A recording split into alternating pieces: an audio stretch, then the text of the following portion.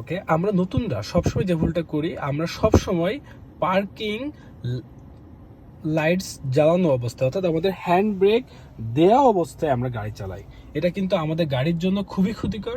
বিশেষ করে যদি হ্যান্ড ব্রেক একটু দুর্বল থাকে, সেক্ষেত্রে কি হয়, গাড়ি এক্সেলারেটর দিলে মুভ করে, বাট এটা আমাদের গাড়ির জন্য, আমাদের ব্রেকিং সিস্টেমের জন্য খুবই ক্ষতিকর। সো আমরা এটা কিভাবে মনে রাখবো? অনেক সময় আমরা মনে রাখি না। সো আমরা সবসময় কি করব, আমরা সবসময় খেয়াল রাখবো যে আমাদের ড্যাশবোর্ডে যদি কোনো রেড লাইট জ্বলে, আমরা গাড়ি মুভ করব না। আপনার ছোট্ট একটা বিষয় মনে রাখবেন যে অলওয়েজ আমরা ড্যাশবোর্ডে কোনো রেড লাইট দেখতে চাই না।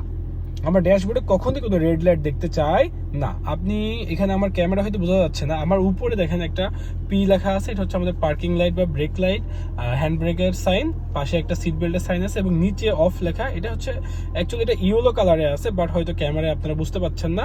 সো আপনাদের আবারও বলে দিই, ড্যাশবোর্ডে কোনো রেড লাইট থাকলে আপনারা অবশ্যই গাড়ি মুভ করবেন না। অবশ্যই আপনাকে কি করতে হবে, রেড লাইট কেন জ্বলতেছে এটা ফাইন্ড আউট করতে হবে, সলভ করতে হবে, দেন আপনাকে মুভ করতে হবে।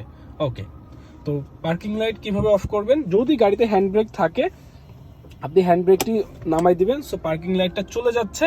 আর যদি আপনার হ্যান্ড ব্রেক না থাকে, সেক্ষেত্রে আমরা পার্কিং গিয়ারতে মুভ করে অন্য কোনো গিয়ারে নিয়ে আসলে আমাদের কি পার্কিং সাইন থাকবে না। কিছু কিছু গাড়িতে আছে হ্যান্ড ব্রেক নাই, তো পার্কিং গিয়ার ব্যবহার করলে আমাদের কি থাকে, পার্কিং লাইটটা অন থাকে। পার্কিং লাইটটা দেখতে কেমন?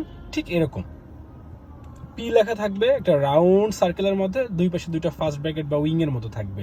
কোনো কোনো গাড়িতে পির বদলে একটা এক্সক্লেমেশন চিহ্ন থাকে মাঝখানে। ওকে, ধন্যবাদ। আরও জানতে আমাদের এটা শেয়ার করুন, ফলো দিয়ে পাশে থাকুন। ধন্যবাদ, আসসালামু আলাইকুম।